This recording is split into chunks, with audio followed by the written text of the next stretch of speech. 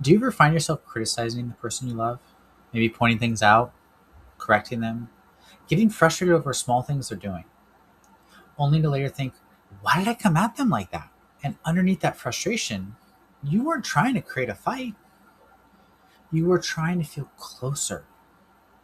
And that's what most people miss about criticism. Criticism is rarely about the dishes or texting or being late.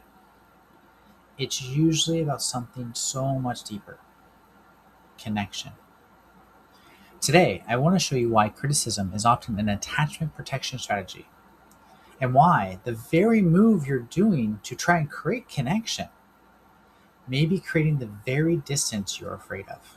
I'm Kyle Benson. I'm a certified emotionally focused couples therapist, and I see criticism happen with good people who love their partners, who deeply care about their relationships, because they sound angry on the outside when they're actually hurting on the inside.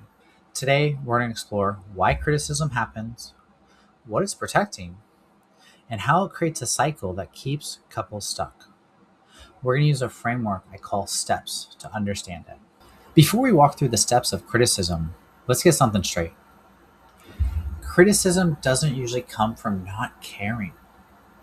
It often comes from caring deeply. Because at some point, your nervous system learned, if something feels wrong, I need to do something about it. Maybe growing up, problems only got attention when they became urgent. Or maybe your emotions had to get loud to be heard. Maybe concern sounded more like correction than vulnerability. And over time, your nervous system learned criticism leads to engagement. Engagement leads to connection. So when you feel disconnected, ignored, hurt, or afraid, criticism can be an attempt to pull someone closer to you. Not because you're trying to attack them, because part of you is trying to reconnect. And so the issue isn't that you criticize. The issue is what happens inside of you before you criticize. Because underneath the criticism is often a deeper question. Do I matter to you? I like to think of criticism like a smoke alarm. The problem isn't the alarm. The problem is that we get often so focused on the noise that we forget to look for the fire. Criticism is the alarm. The real question is, what's burning underneath it? And that's often loneliness, fear, feeling unimportant. Because if you only focus on stopping the alarm, you're going to miss what it's trying to tell you. And that's exactly what the steps framework will help us understand. Let's walk through the steps of the critical attachment strategy. First, there's S, which is the signal. Something happens. Maybe your partner didn't respond to a text. Maybe they have a distracted response. Maybe your partner forgot something that was important. Or you just notice this distance. Next is tension, T. Your body reacts. There's anxiety, pressure, frustration, maybe a restlessness, a sense that something is wrong, which then leads to E, explanation. Your mind starts creating meaning. They don't care. I'm not important. I have to fix this alone. I'm losing them. And this leads us to P, protection. And the criticism shows up. In many ways, criticism is like vulnerability with a megaphone. Instead of saying, I miss you, our nervous system turns up the volume and says, you don't care about me. Instead of saying, I feel alone, it says, why are you always on your phone? The need stays the same, only the delivery changes. And that leads us to S, the spiral. And this is where most couples get stuck. You criticize, your partner feels attacked, they become defensive or they withdraw, and now you feel even more disconnected and alone, which makes the criticism even stronger, which makes them pull away even more.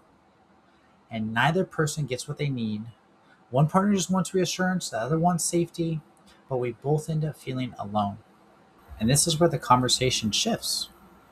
Because once you can see the steps of the criticism, you can stop asking, what's wrong with me? and start asking, what is the criticism protecting me from? The truth is, criticism at some point wasn't a problem. It was your solution. It helped you get attention. It helped you feel less powerless. It helped you fight for connection when connection didn't feel secure. And your nervous system adapted.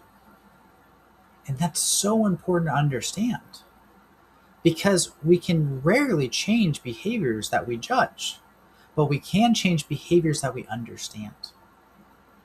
And the moment you realize criticism isn't an anger problem, it's an attachment strategy, everything starts to make more sense.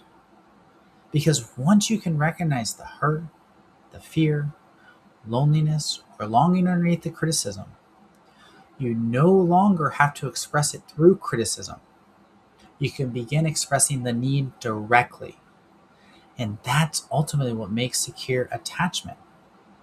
It's not having fewer needs or caring less, but learning how to directly ask for connection in a way that actually creates connection. In the next video, I'll show you exactly how to do that. I'll walk you through the secure alternative to criticism using a framework I call SHIFT. Because the goal isn't to stop needing connection. The goal is to learn how to reach for it in a way that brings your partner closer instead of pushing them away.